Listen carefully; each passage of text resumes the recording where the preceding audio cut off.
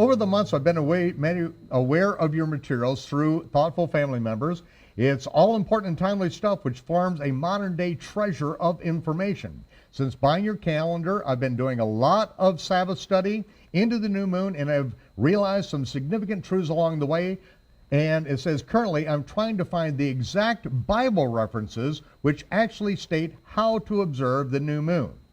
Plus, why do we need to observe the new moon from Jerusalem? Well, I could answer that. I was all set to answer it, but when I found out you were coming, let's talk about that a little bit, because we do have an issue, people wanting to find every single detail in the scripture, and we need to understand a little bit about history as well. So one of the things that I love about is this whole idea of time is that there's a skeleton that we find in the scriptures. When I say a skeleton, I'm saying that the framework for understanding God's clock, God's calendar, is right here. There are some historical things in terms of how traditionally and how historically the Jews have followed that. But what I love to do is open up this book. And Michael, folks, this is my book that is for 10 years I always wanted to be my book that I could read. It happens to be the Hebrew Scriptures.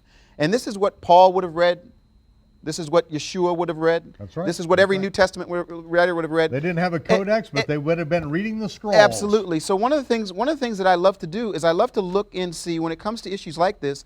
As I mentioned, I'm dealing with time, Torah, and Tetragrammaton. What we're talking about here, ladies and gentlemen. He won't show it to you, but this is what it is. This is what Keith is reading and then translating it over into English. He's reading the Hebrew Scriptures. He's fluent in the Hebrew Scriptures now. And so it's been a process. My friend Nehemiah has done an awesome job of teaching me these last 10 years. But one of the things I love is being able to look in and just see what it is before we get to English. For example, in this man that's written this question, the first thing that I want to do is I want to go to where do we understand this idea of looking to the moon or getting a chance to know where the moon is.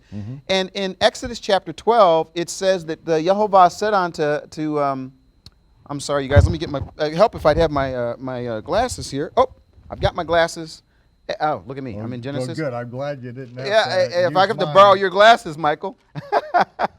Let me do this. In Exodus chapter 12, Vayomer Yehovah said unto Moses and to Aaron in the land of Egypt, saying, this shall be the Hodesh for you, the first or the head of the Hodesh for you, for the beginning of the year. Meaning in English it says this shall be the month for you, the head, the first month of the year that you should actually look at. And so we asked ourselves, well, what does that mean? He's talking to Moses and Aaron, and he's looking up and he's saying, okay, so this shall be the month.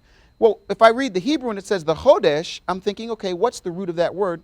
The idea of the new. The Hadash is the same as the word there for new. So as I look through that, I find out that when we see the Hodesh, we're talking about the month. Every month, 29 or 30 days, 29 or 30 days. If you look up and see the beginning of the month, you know that begins the month, the beginning of the year.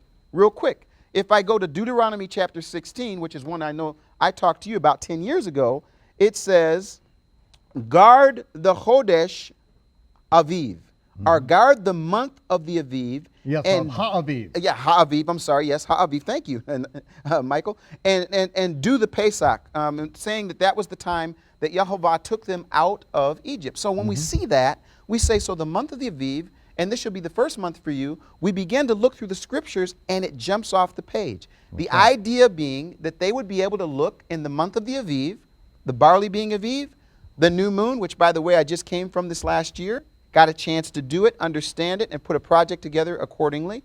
It allows people to understand the simplicity of God's clock. The problem today is we've got people that are trying to confuse the matter, and let me just say something. They're using pagan practice and historical issues to screw around, if I can use that word, with God's clock so as to create something where they would not be dependent on Him, but they would be independent. And that's exactly where we're at right now. That's right. Yeah, because if we go by the mathematical calculations that were derived from Babylon and using the equinox for one thing, which is Babylonian invention, winter solstice, summer solstice, vernal and autumnal equinox, amen. And then we go by a conjunction, which is a moment in time that you can't see. can't see that. It can only be mathematically calculated. Yeah. Well, you can calculate these things centuries into advance, and you can determine when you can reserve hotel rooms and reserve campsites and do all this stuff, but the Almighty says, no, you look up at the heavens, you look at the Aviv, this is my calendar, this is my time clock, and this is how I set my Moedim.